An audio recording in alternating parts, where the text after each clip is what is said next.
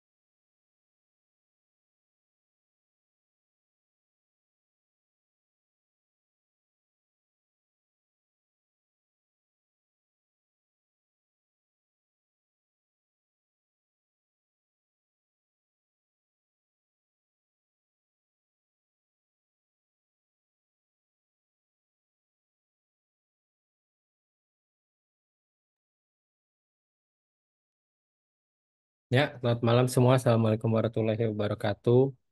Waalaikumsalam. Hari ini kita jadwalnya presentasi ya, harusnya dari minggu kemarin. Oke, silakan yang mau mulai duluan presentasi.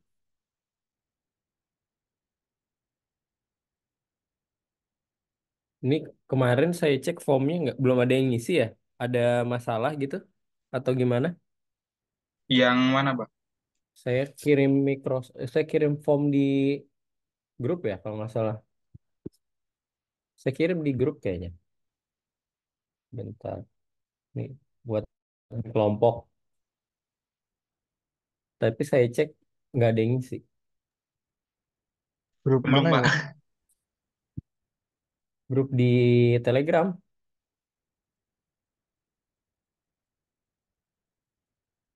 Nggak ada form, Pak. Itu yang Yang Microsoft link, Mas. yang link ya itu nggak ada yang ngisi ya. Saya cek kosong sih.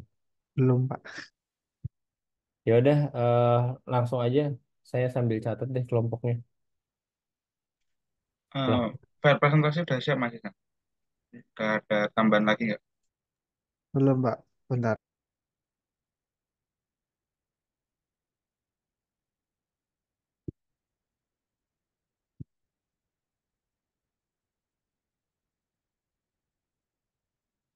tadi yang baru kontak saya Dinda sih. Sebentar ya, Pak, sambil nunggu Mbak Gista juga, Pak. Oke, dikabarin aja Gisanya sekalian.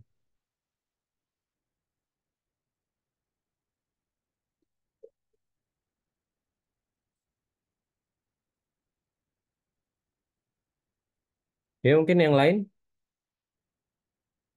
silahkan.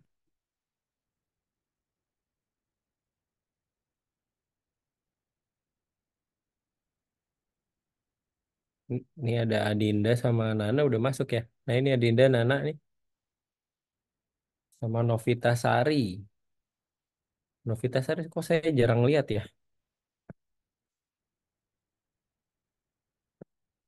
Nggak pernah masuk ya kayaknya. Coba saya cek deh.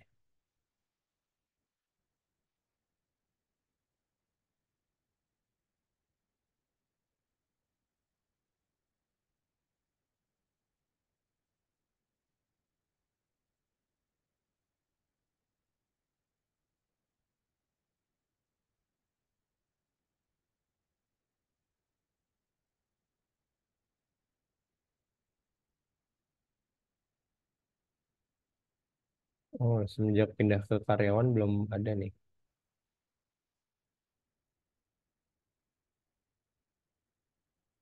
Yuk silahkan kelompok yang lain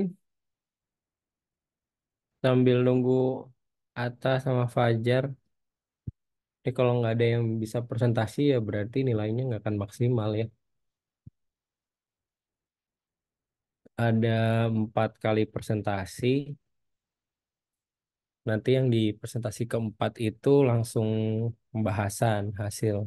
Pak, berarti yang pertama ini baru perkenalan konsep kan, Pak? Ya harusnya sih udah 2 pertemuan ya. Jadi saya mau lihat perkenalan konsep sama eh, lebih lanjutnya lah algoritma yang dipakai dan lain-lain. Tapi presentasiin aja dulu.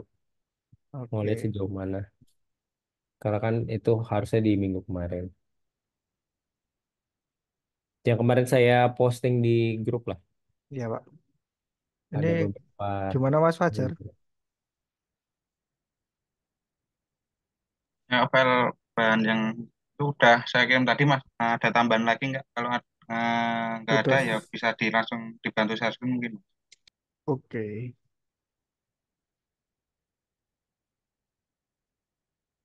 Izin share ya, Pak?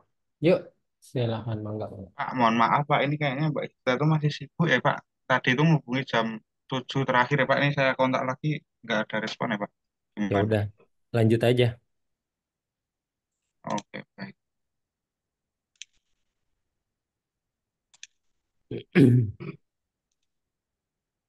Yang muncul ya, ya? Dah, Sudah, Mas.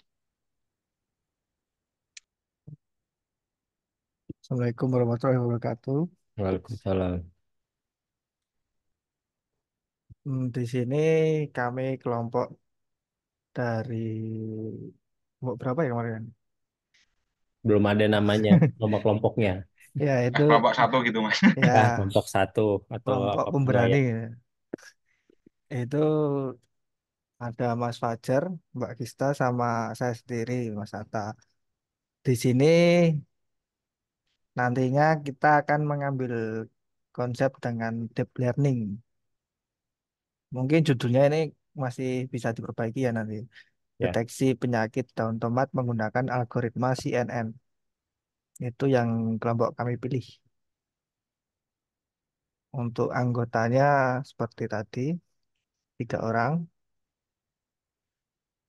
Terus di sini ide proyeknya, kelompok kami itu memiliki ide untuk tugas akhir yang jelas. Jadi idenya itu mengembangkan sistem deteksi penyakit daun tomatnya dengan menggunakan algoritma Convolution Neural Network atau CNN yang berbasis di Google Colab dan Google Colab. Sistem ini diharapkan dapat membantu petani nantinya mendeteksi penyakit daun tomat secara akurat atau cepat harapannya. Untuk alasan pemilihan proyek ini, kelompok kami ada 3 konteks. Yang pertama signifikasinya. Jadi tomat adalah komoditas pertanian penting, terutama di wilayah wilayah-wilayah pertanian. Tapi rentan penyakit yang berdampak pada produktivitasnya panen. Deteksi cepat dan akurat penting untuk penanganan dini. Yang kedua, tantangan teknisnya.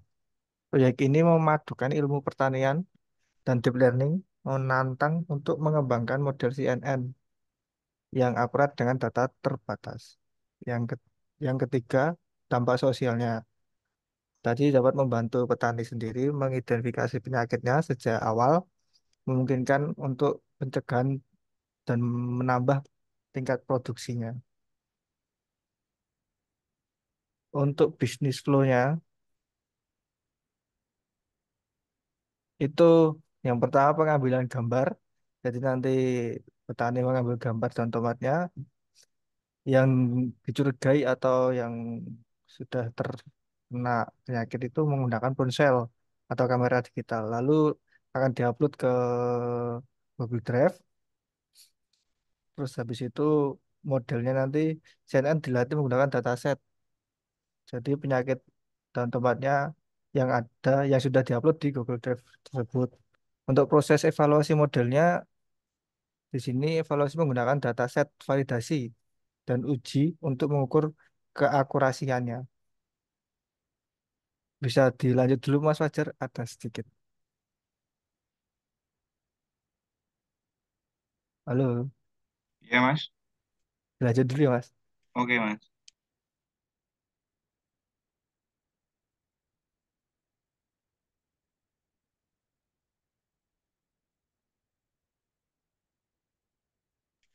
Yang katanya lagi algoritma tadi udah Mas.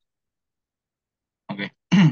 Baik, selanjutnya untuk di tes selanjutnya kita menentukan algoritma. Untuk kita melakukan proyek ini menggunakan algoritma CNN atau Convolutional Neural Network, yaitu jaringan saraf yang dalam yang efektif untuk ekstraksi fitur dan klasifikasi gambar atau mengambil citra dari daun tersebut. Yang kedua, model pre-trained untuk opsional ya, menggunakan model CNN pre-trained di gizi 16 atau ResNet untuk mempercepat pelatihan dan meningkatkan akurasi dari sisi algoritma tersebut. Selanjutnya yaitu fine tuning, kita menyelaraskan model pre-trained dengan dataset khusus untuk deteksi penyakit daun tomat tersebut. Ya, Mas. Nah, mengapa kita memilih menggunakan algoritma CNS? Yang pertama yaitu tingkat keakuratannya tinggi. Karena kita juga udah membaca dari beberapa jurnal yang ada. Untuk algoritma CNN sendiri itu dapat mencapai akurasi lebih dari 90% dalam mengklasifikasi penyakit daun tomat tersebut. Nah, untuk selanjutnya identifikasi multi kelasnya, membedakan berbagai jenis penyakit daun tomat berdasarkan gejala pada gambar gambar yang nanti akan di image processingnya. Hasilnya itu pembelajaran berkelanjutan. Model dapat terus ditingkatkan dengan menambahkan data baru dan memperbaiki keakurasian. Jadi akan terus di sistem itu atau si algoritma akan dilatih dengan kita menambah dataset yang baru lagi dan nanti akan dilatih lagi di CNN-nya. Selanjutnya, Mas. Nah, untuk sumber datanya, untuk sumber data yang kita gunakan adalah dataset penyakit daun tomat diperoleh dari berbagai sumber, salah satunya adalah platform Kaggle. Nah, kita untuk datasetnya mengambil dari Kaggle yang di sana sudah tersedia banyak sekali dataset dari deteksi penyakit daun tomat atau penyakit tanaman daun tomatnya sudah banyak kita kita untuk sumber datanya ambil dari Kaggle. Terus selanjutnya yaitu dataset penyakit daun tomat digunakan project ini adalah dataset plant village. Data ini terdiri dari 20.930 gambar daun tomat yang dibagi menjadi 10 kelas penyakit. Nah, sudah dilanjut Mbak Gista. Halo Mbak Gista, hadir? Halo. Oke, dilanjut ya Mbak. Hmm, Bingung, apanya? Mbak. Iya, ini sampelnya kalau yang bacterial spot ini kayaknya daunnya kena bakteri ya. Terus yang early blight ini daunnya kenapa ini, Mas? Ya mungkin di intro aja Mbak seperti ini nanti Oh ya dilanjutkan udah, lagi. oke. Untuk contoh-contoh penyakitnya aja sih Mbak ini. Ya udah. Ini kalau misalnya dari sampelnya ini contoh-contoh penyakitnya ini ada 4 jenis. Yang pertama itu ada bacterial spot, yang kedua itu ada early blight, yang ketiga itu ada red blight, terus yang terakhir itu ada leaf mold.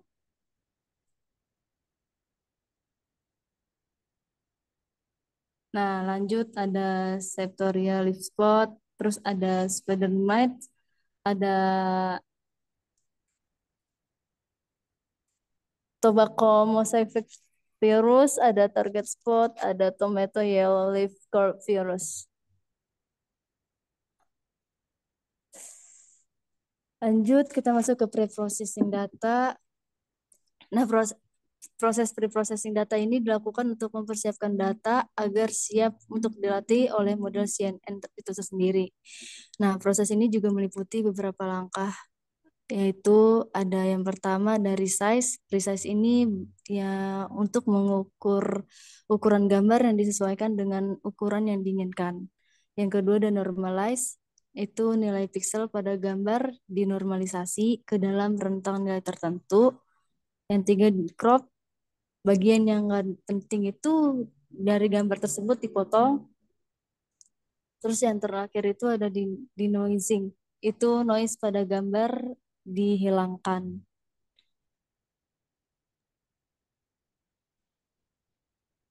Lanjut.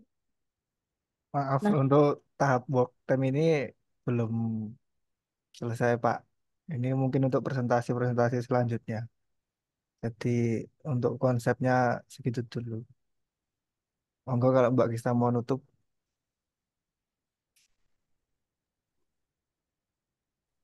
Mungkin dari teman-teman atau dari Pak ya. Cika mungkin ada yang mau ditanyakan atau mau menambahkan, silakan.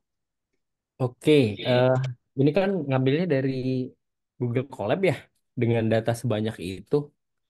Iya, Eh, Pak. Iya Pak, saya belum datasetnya tahu dari sih Kaggle. berapa lama untuk trainingnya, apakah memungkinkan gitu. Setahu saya sih kalau misalkan 1 hari dia langsung ini ya, langsung berhenti ya Iya si Pak. Google Colab, kecuali kalian punya GPU sendiri. Nah, itu gimana nanti siasatinya?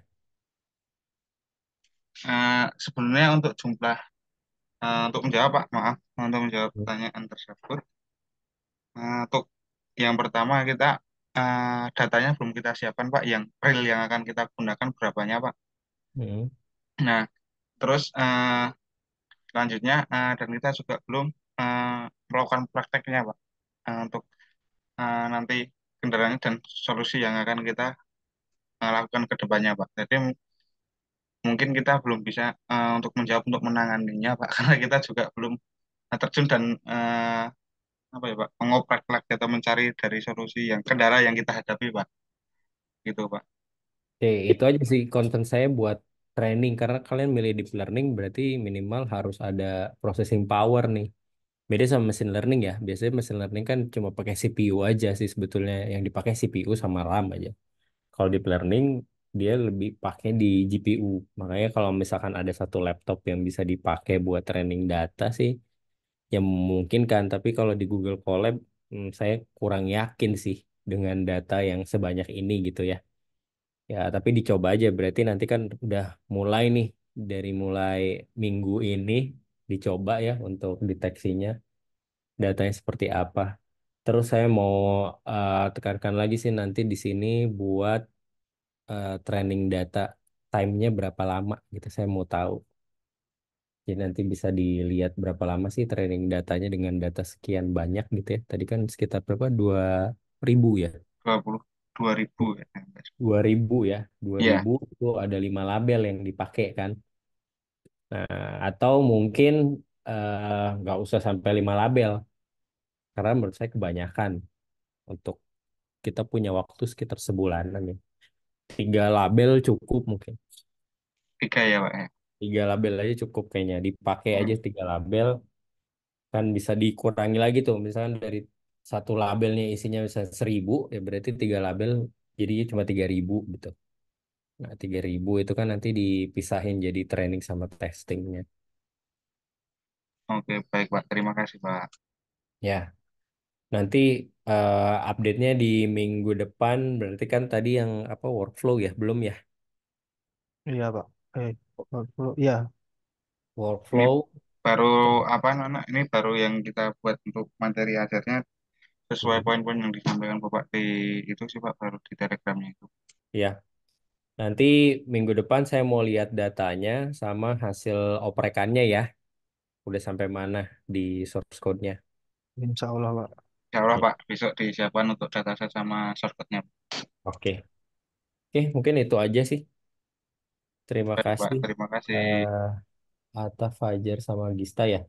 Oh, iya Pak, mungkin dari Oke, teman-teman ada yang mau ditanyakan atau mau menambahkan juga, silakan.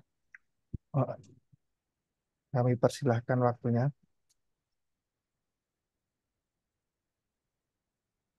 ya ini menarik sih. Walaupun sebenarnya udah banyak sih saya ngecek ini yang pakai buat deteksi tomat ini udah lumayan banyak. Cuma nggak apa-apa untuk level tugas akhir sih masih masuk sih sebetulnya. Cuma kalau mau dimasukin ke jurnal harus ada pembedanya. Kalau mau ke tahap skripsi gimana, Pak? Tahap skripsi berarti jangan cuma CNN yang dipakai. CNN ini udah banyak banget yang pakai. Barusan saya cek sih untuk penyakit tomat. Apalagi ini datasetnya kan udah ada ya. Coba Ah, pakai yang lain tuh, LSTM atau BLSTM gitu. Itu LSTM BLSTM kan sebetulnya bisa juga ya untuk computer vision. Tuh. Jadi membandingkan si algoritmanya selain CNN.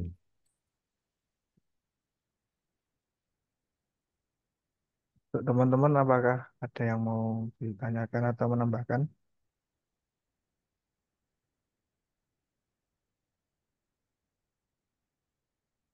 Kalau Kalau tidak ditutup aja nggak apa-apa untuk menghemat waktu. ya monggo Mas saja ditutup. Moderatornya sampai nangis. Oke, Lempar-lempar. baik. Sebenarnya terima kasih Pak Tika atas komentar dan masukannya Pak. Dan teman-teman, sudah banyak salah kata kami, mohon maaf. Saya Taufik Walhidayah. Wassalamualaikum warahmatullahi wabarakatuh. Waalaikumsalam. Selamat. Ya, silakan. Selanjutnya,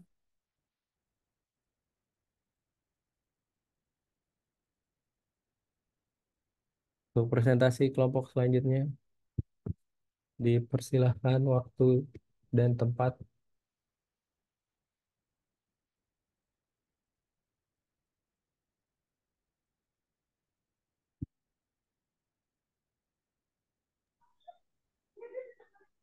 Boleh, Pak. Ya,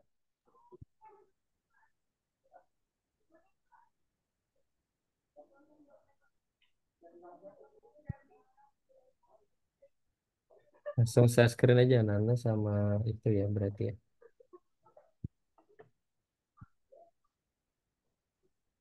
Adinda sama Novita ya.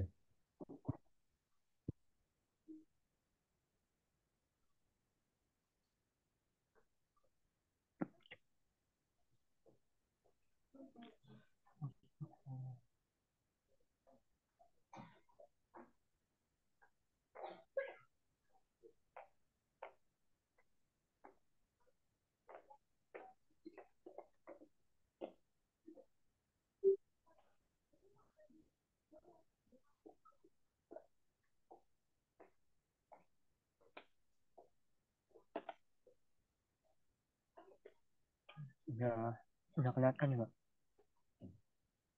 Udah.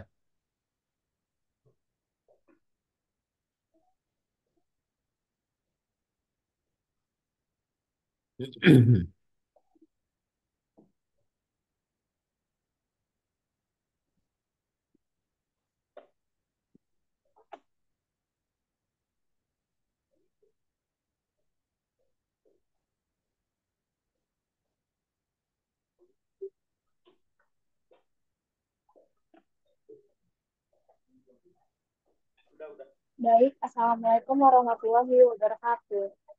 Waalaikumsalam warahmatullahi wabarakatuh.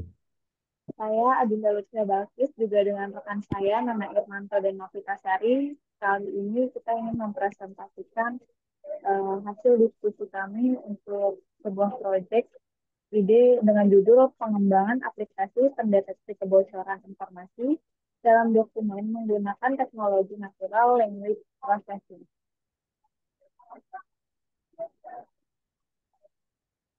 Kemudian presentasi ini membahas aplikasi pendeteksi kebocoran informasi dalam dokumen menggunakan teknologi natural language processing dengan menemukan algoritma, sumber data, dan contoh data yang digunakan dalam aplikasi ini.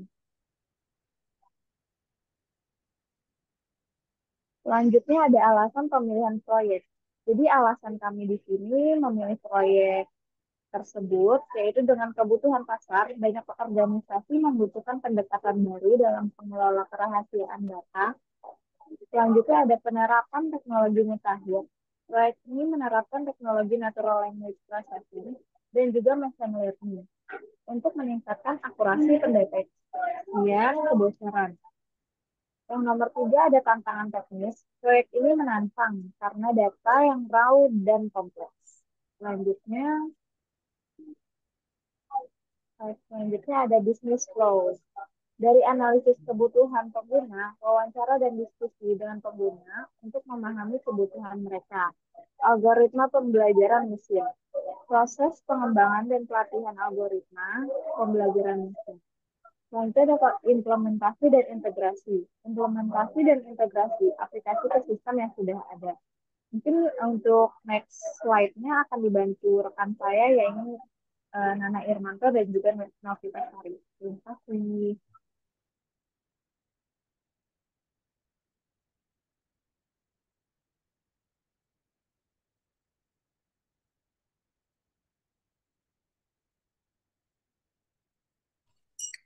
Oke, untuk selanjutnya ada di algoritma yang digunakan. Yang pertama itu ada word embedding, yaitu metode untuk mengubah representasi kata-kata dalam dokumen menjadi vektor. Lalu ada convolutional neural network, yaitu metode deep learning untuk mengenali pola yang kompleks dalam dokumen. Lalu ada logistic regression, yaitu algoritma untuk memprediksi apakah suatu dokumen ini mengandung informasi rahasia atau tidak.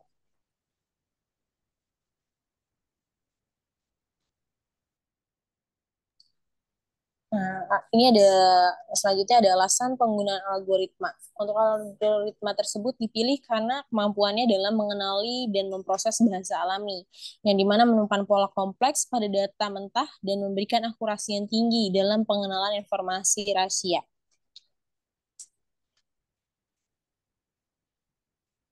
Untuk sumber datanya terdiri dari buku, yang dimana berbagai sumber buku dan literatur mengenai kerahasiaan data dan NLP. Lalu ada artikel berita, yang dimana berbagai sumber artikel berita di berbagai industri yang berhubungan dengan keamanan data. Lalu yang terakhir ada laporan internal, yang dimana laporan dan dokumen internal dari klien terkait kerahasiaan data mereka.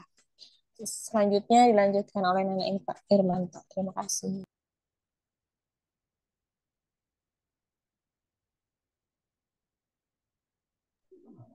Terima kasih. Selanjutnya ada contoh data.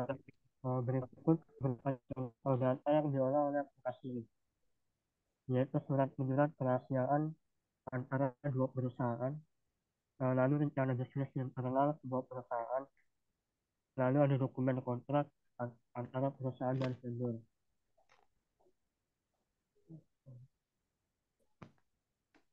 Selanjutnya ada processing data. Yang pertama ada tokenisasi, yaitu penyelesaian dokumen menjadi frasa atau kata yang lebih kecil untuk diolah. Lalu ada stop word removal, yaitu penghapusan kata-kata yang tidak membawa makna seperti a, an, de. Lalu ada stemming, yaitu pemangkasan akhiran kata untuk menghasilkan kata dasar. Lalu ada future engineering, memilih fitur yang paling penting untuk mempelajari informasi pada dokumen.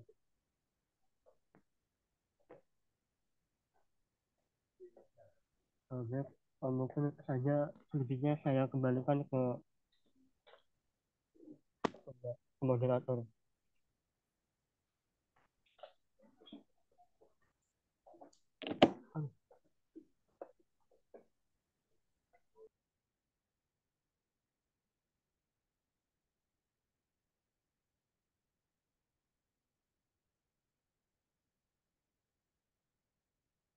Oke, udah selesai ya.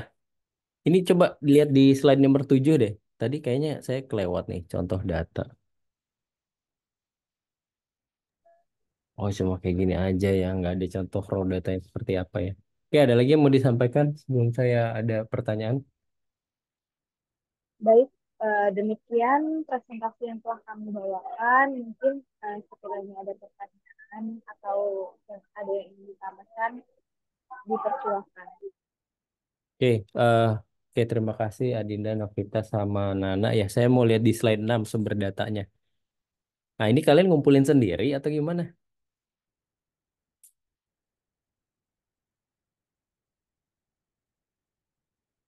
Kalau tadi kan jelas ya datanya dapat dari Kaggle. Saya cek juga banyak di Kaggle data kayak gitu. Ini kan kebocoran informasi ya. Definisi kebocoran informasi itu seperti apa sih sebetulnya? Gimana kita bisa membedakan dokumen ini bocor atau enggak? Ini saya juga belum tahu nih. Di sini nggak dijelaskan kok definisi kebocoran informasinya. Kebocoran informasi dalam dokumen.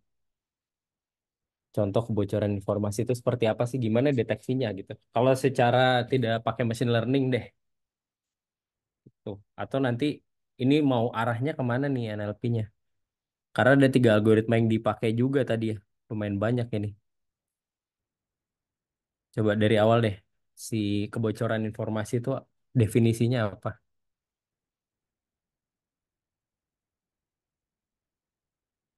Sebelum masuk ke sumber data.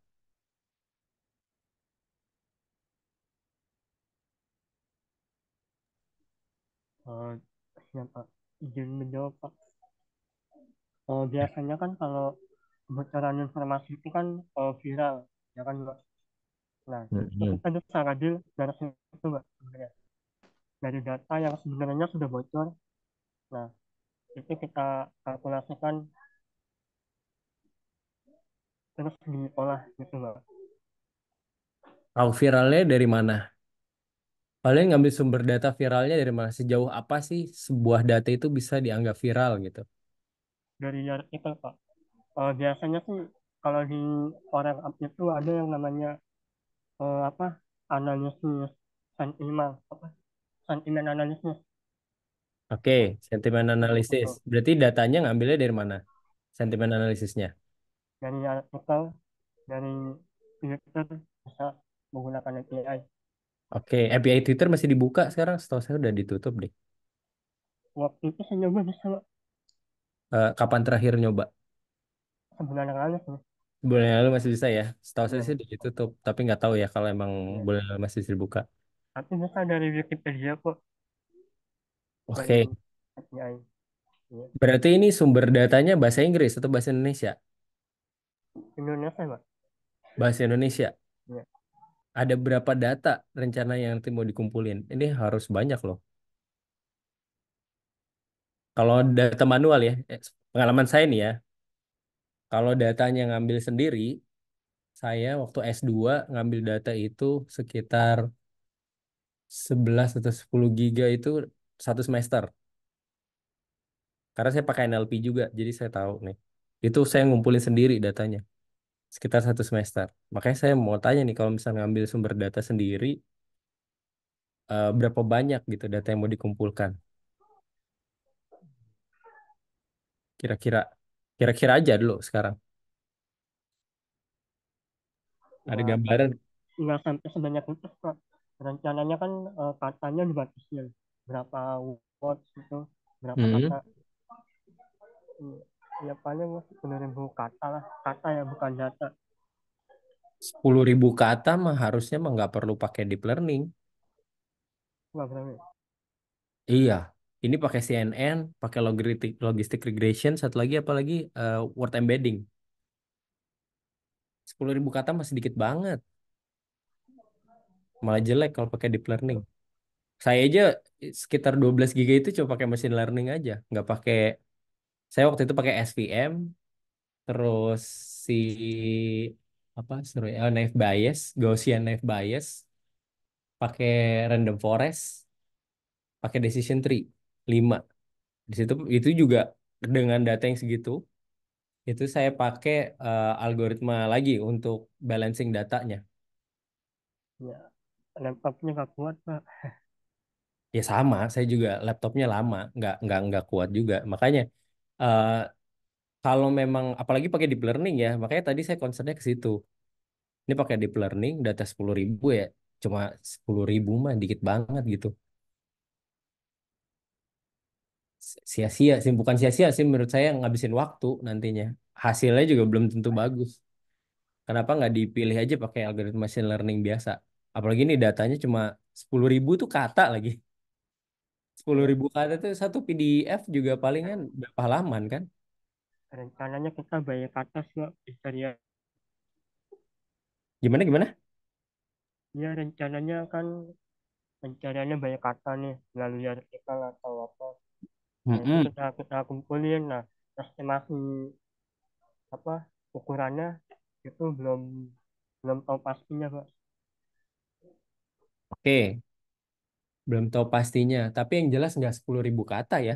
Itu sedikit banget 10.000 kata itu. Paling satu PDF buku aja 10.000 kata itu lebih gitu di satu PDF.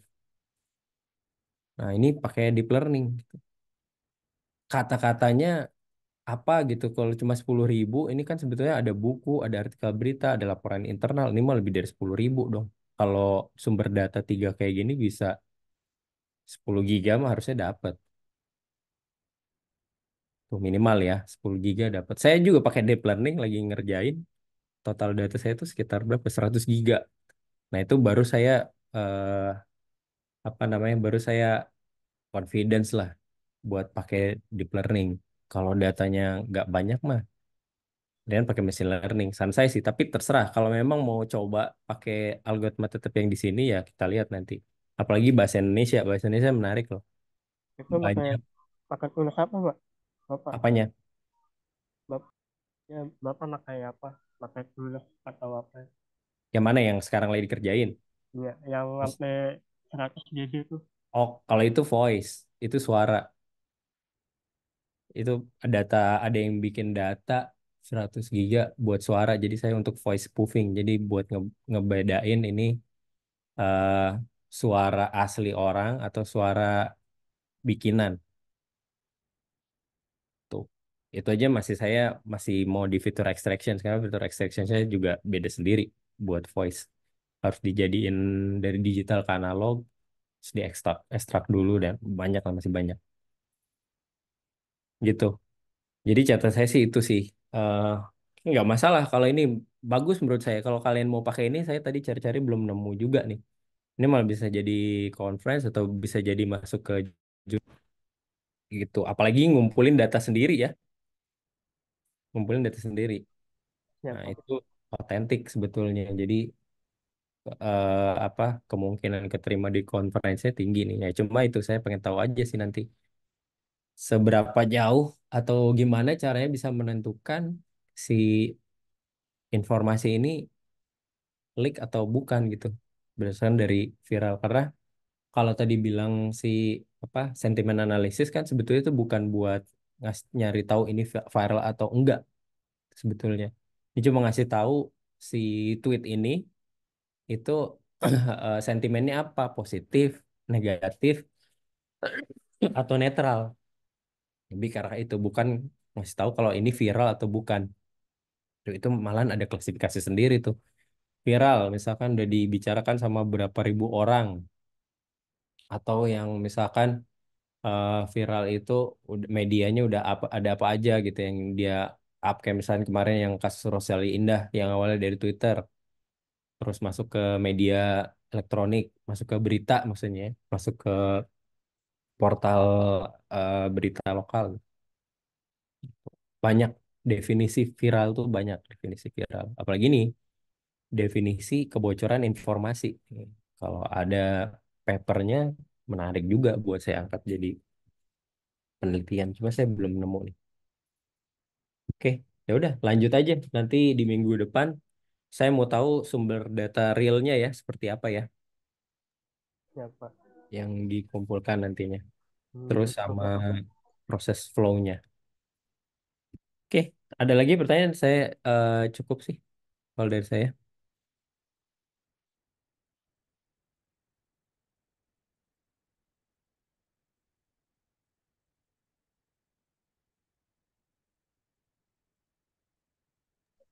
Baik, jika sudah selesai, ini mohon maaf bila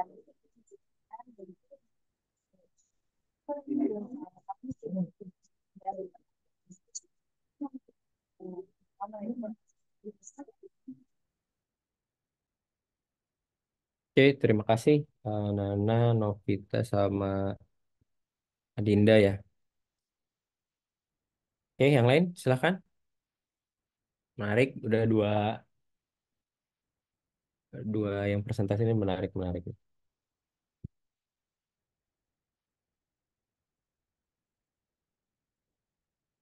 Information leakage ini saya lagi nyari juga information leakage tuh pakai deep learning itu gimana?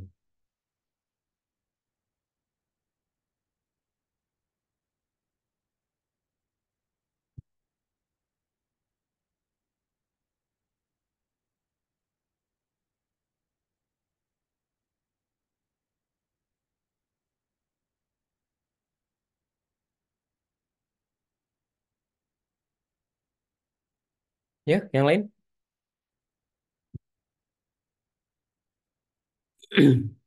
Apa udah semua nih?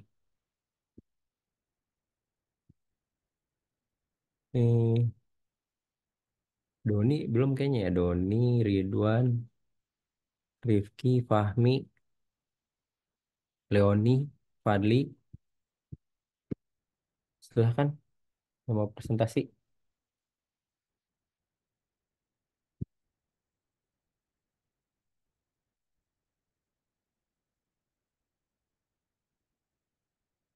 Ya, ini saya baru nemu yang app privacy information leakage. Jadi dia spesifik di aplikasi. Kalau ini pakai CNN. Belum nemu yang information leakage yang tadi.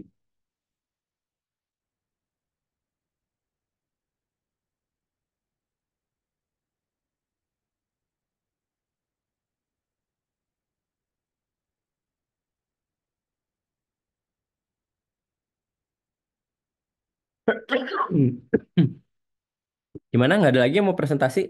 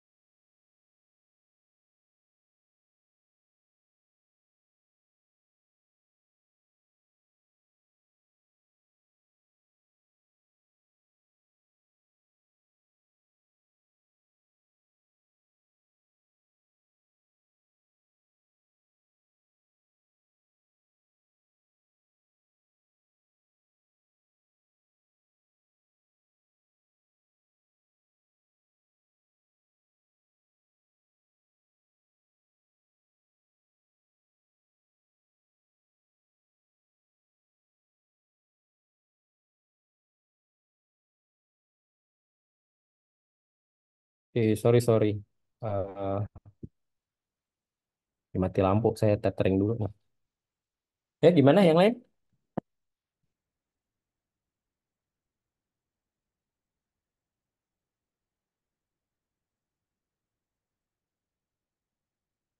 Nggak ada yang presentasi. Berarti kelompoknya cuma dua nih. Atau mau dirapel di minggu depan? Oke, kalau rapel minggu depan berarti udah sama data ya. Contoh datanya. Jadi Pak, Kenapa? rapel di hari H langsung jadi semua Pak. Gimana, gimana, Jar? Rapel Saya- semuanya Pak. Jadi besok hari H Pak, proyek akhirnya udah clear semua Pak. Sampai Oh, UAS. sampai UAS. Ya udah, berarti kalau memang nggak ada yang presentasi, ya mudah-mudahan ini nggak ada perubahan lagi ya. Berarti misalkan kalau menurut saya ini nggak pakai machine learning atau deep learning, saya coret gitu.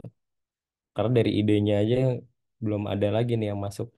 Kalau dua tadi udah oke, malah menarik menarik menarik dua-duanya. Kayak di reguler tadi ada dari minggu lalu ada beberapa yang eh, idenya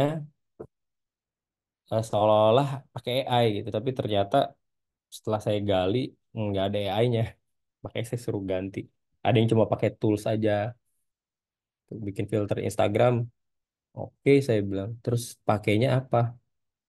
Algoritmanya enggak pakai toolsnya ini. Oh, berarti itu harusnya di mata kuliah yang lain. Kisi-kisi UAS. UASnya nggak ada kisi-kisi. UASnya nanti presentasi hasil akhir. Tanya jawab kayak gini. Saya mau lihat nanti hasil akhir yang di laporan dipresentasikan. Kalau ada yang bikin dalam bentuk aplikasi, ya berarti tadi sih ada yang bikin dalam bentuk aplikasi. Nanti dicoba aplikasinya di UAS. Tapi misalkan nggak ada yang bikin aplikasi nggak ada masalah. Kayak tadi misalkan yang buat deteksi apa? Deteksi penyakit Teman-teman, tomat ya, daun tomat ya. Nanti kan yang mau dicek tadi pertama berapa lama dia trainingnya, yang kedua akurasinya gimana. Akurasi itu berarti ada precision, ada recall, ada apa lagi ya, F measures misalkan. Nah, jadi ada apa evaluation matrixnya di situ. Gitu. Ya itu yang nanti kita lihat hasilnya seperti apa, salah deteksinya berapa banyak, yang benar deteksi berapa banyak gitu, yang salah di kelasnya berapa banyak, yang betul di kelasnya berapa banyak. Kira-kira apa yang bisa ditingkatkan. Kayak paper-paper di conference lah. Tapi ini versi light-nya gitu. Kayak tadi misalnya dari information leakage gitu ya. Nah, itu menarik tuh. Kalau memang bagus saya bisa buat di penelitian bareng nanti buat di tahun depan. Karena di tempat saya memang di cybersecurity AI. Nah, nanti gimana proyeknya kita bisa bikin proposal bareng buat dikerjain bareng gitu.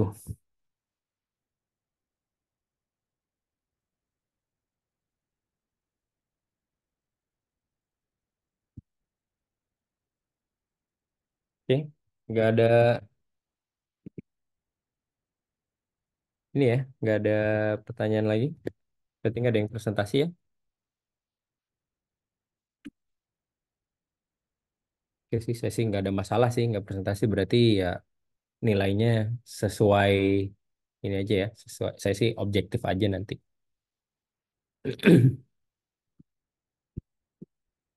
Oke, kalau nggak ada lagi, mungkin saya cukup saya di sini. Insya kita ketemu lagi di minggu depan. Minggu depan tuh nggak ada libur kan ya? Logika informat, sorry, information retrieval kayaknya bakal libur lagi ya. Tahun baru soalnya. Tahun Oh baru tuh, iya, benar. Iya, tahun baru, Pak. iya, information retrievalnya tahun baru. Kena libur lagi. Dan nggak apa-apa. Nanti kita atur lagi. Kayaknya information retrieval digabung sama kelas reguler. Soalnya. Nanti bikin kelompok lagi.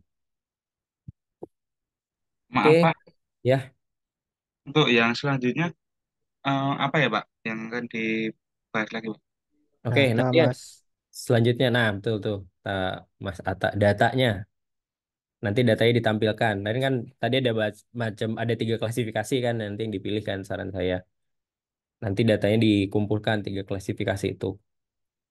Terus sampai sejauh mana eh si udah nyoba si algoritmanya tadi. Kan ada CNN-nya pakai macam-macam tadi ada pakai ResNet dan yang lain kan ya. Itu udah sampai mana udah nyobainnya. Terus mentoknya kira-kira di mana nanti gitu. Oh iya iya Pak. Siap. Ini berlaku juga sama kelompoknya tadi ya, Adinda, Nana sama Pak Novita tadi.